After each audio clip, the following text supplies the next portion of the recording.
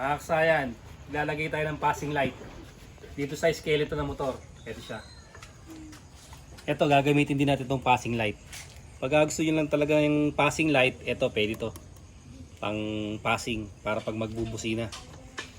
Ang una natin gagawin, dito tayo maglalagay ng passing sa, sa mini driving light na Quago.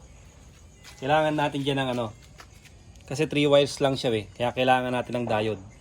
Ito siya Ito ang titingnan nyo dyan, yung kulay gray. Yan. Yan ang importante niya kasi pag nagkabaliktad, pag bukas nyo ng ilaw, bubusino na siya agad. Pero kung 4 wires yung MDL nyo, tandaan nyo kasi hindi nyo na kailangan ng diode. Ito siya Pupunta lang tayo sa 3-way switch. Ito yung 3-way switch. Hahanapin lang natin dyan kung ano yung gusto natin paglagyan. Kung high o low. Ang mini driving light. Dito yun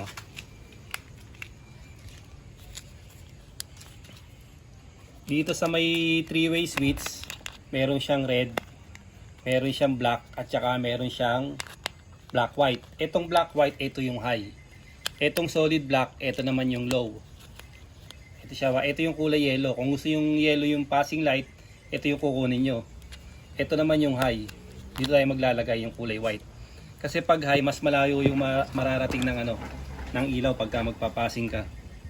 Pwede rin naman sa yellow.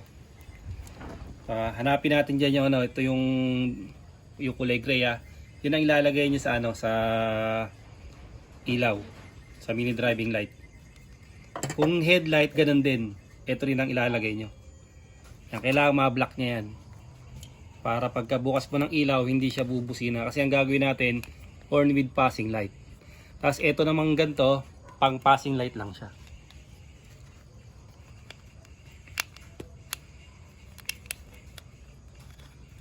Pagka gusto yung pang passing lang siya, lagay nyo lang sa negative yung ground niya, tapos ipampapassing nyo na siya. Yan, tapos ito. Lalagay natin sa positive ng busina.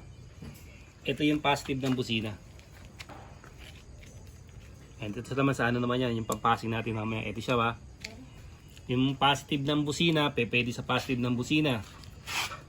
Ito, pwede rito. Pero, pwede yung diretso sa relay. Sa number 87 ng relay. Ito yun, yung 87 ng relay. Kasi ganito ang forma niyan Yan, ito yung 87. Dito na tayo maglalagay ng passing. Pwede rin naman sa sa busina dito. Kahit alin dyan pwede. Positive ng busina o 87 ng relay. Yung pinaglagay ng ng positive. Kasi diyan din diretso yan Dito natin siya lalagay. Pag nag-passing tayo, isa lang yung nakuha natin, hindi pa kasama tong isa. Ito siya, tingnan natin yung passing. Ayan na siya, nakapassing na yan. Nakapassing na tayo. Pag binuksan natin siya, binuksan natin yung ilaw natin. Ayan, naka-low. Pwede pa rin siya mag-passing. Ayan siya. Tapos, ang gagawin natin, ilalagay din natin sa passing to. Ipapassing din natin itong tong ilaw na to. Lalagay natin din dito rin sa 87 o positive lang kahit ilagay natin sa positive ng busina yan. O pwede. Eto, pag nilagay naman natin sa may ilaw dito, magiging passing light lang siya. Pero pag dito, horn with passing light pa rin siya kasi nasa may siya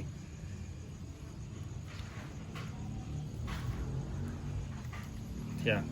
Tignan mo na rito kung magpapassing na siya. Ayan siya. Kasama na sa passing. Tapos ito, pag nag-rapid tayo, nagra-running naman siya. Yung sabay-sabay na yung pinaka-passing niya. Ito, balik tayo sa simpleng passing. Ito, pag ganito passing ang ilalagay nyo, yung negative, lagay nyo lang sa body ground o sa harness ng motor na negative. Tapos, yung positive sa ipapassing nyo, sa number 87 o positive ng battery. Ganyan lang siya. Tapos dito, sa may kabila, magpipili lang kayo sa 3-way switch. Ang dediretso na yung 3-way switch na yung dediretso nyo. Ito. Sa 3-way switch na kayo kukuha. Yan. Kung alin yung passing nyo, halimbawa yung low, ayan yung dilaw. Pag yung high, yung white. Ayan siya. Ganun lang kasayan yung paglalagay ng passing light sa ano natin, sa kahit anong ano to ha, kahit anong motor yan. Kahit skeleton, kagaya na ang mga nagre-request sa atin ng passing light, kahit skeleton o kahit brand yung motor, kahit mga stock, ganun lang yung paglalagay. Ilalagay niyo lang sa positive ng ng positive ng busina at saka positive ng positive ng ilaw. Pares positive lang siya. Ganun lang kadali yung paglalagay ng passing light. Testing ulit natin. Ayun, passing na siya. Tapos dito sa may harap. Ayun pa. Passing na siya lahat. Hanggang dito na lang mga kasayan. Salamat sa panonood.